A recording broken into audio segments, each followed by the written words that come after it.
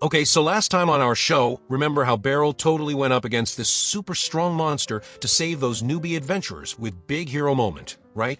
But his sword bit the dust in the process. So, after telling the guild what happened, Kuruni and Alicia were like, let's go get you a new sword. But when they got to the blacksmith, Lysandra also shows up wanting to order a custom sword for Beryl, made out of the scales from that monster they fought.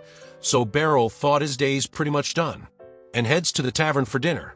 But as he was leaving, this little girl tries to swipe something from him. He catches her, of course, but she just uses magic to run away. Beryl was left totally speechless, but he notices she dropped this ring necklace while making her escape. So, things were pretty much back to normal the next day, and Beryl was at the training grounds doing his usual instructor thing. He was giving the kids some tips and noticed how much Hen Blitz had improved. The dude wasn't just charging in like a maniac anymore.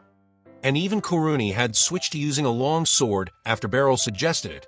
She was doing great just like others, and they had to because there's this thief gang causing trouble in the capital. So the order needed to be ready to take them down once they find their hideout. But Beryl's job is to sit back and train the youngsters, though that girl who tried to rob him was still bugging him. Kuruni saw Beryl looking at the ring necklace and totally jumped the gun. She thought Beryl wanted to give it to Alicia, but it was pretty plain. So she suggested something a bit more grown-up gift, so Beryl explained the whole pickpocketing story. It was weird, since anyone who can use magic usually has a pretty sweet life once they join the Magic Institute, so why go around stealing? Hen Blitz had a thought that maybe the girl had stole a magic accessories to use herself. Could be. But Beryl decided the best thing to do was to hand the necklace over to the knights and see if they could find the owner. Then later on, Beryl was thinking about moving to a nicer place as his current room was kind of basic, but all the decent spots were super expensive. And just then, he saw this kid looking around all frantic. Beryl could easily guess what she was searching for, but she got all defensive real quick, so Beryl told her to chill because he had given the necklace to the knights. That's why Beryl decided to help her get it back, because if she went alone, there's no way she could prove it was hers on their way to the knight station. Beryl tried to explain that stealing is wrong, and he noticed her looking away, like she knew it was a bad thing. But before giving her the necklace back, Beryl wanted to ask a few questions.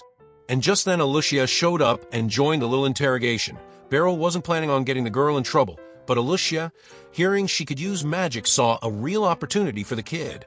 Mages are rare, and the kingdom takes good care of them. She told the girl she could tell them if something was bothering her, but the kid just clammed up. Then, after a moment, she finally spilled the beans that a mage had promised to bring her sister back to life for 5 million. Seriously? It was so obvious the kid was being played by someone, so Alicia just took off and things got a little awkward. Beryl noticed the girl hadn't touched the cookies, so he got her some bread instead. He was trying to build some trust so he could actually help her out, and talking seemed like a good start. So first, he asked her name. It was Mui Freya, so he gave her back the necklace. Then Alicia came back with this small but surprisingly commanding woman. This is Lucy, Alicia said, the head of the magic corps. Mui looked skeptical at this tiny woman. So to prove she was the real deal, Lucy showed off a little magic, which burned the table a bit, but Mui still wasn't interested in getting involved in anything else. She was on a tight schedule to get that 5 million for her sister, so Lucy just laid out straight. Mui, she said gently, that kind of magic doesn't exist. It's better to hear it now than later. But Mui was convinced because she had seen her sister move with her own eyes after that wizard did something.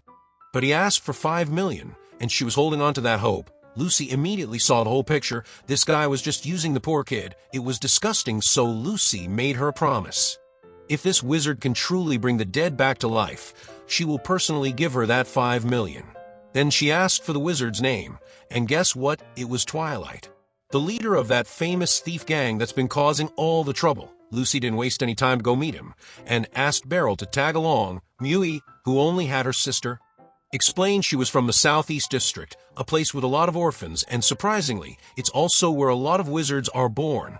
She brought them to the hideout, but the place was at such a plain sight. The front doors always locked, but Mui said there's a back way though.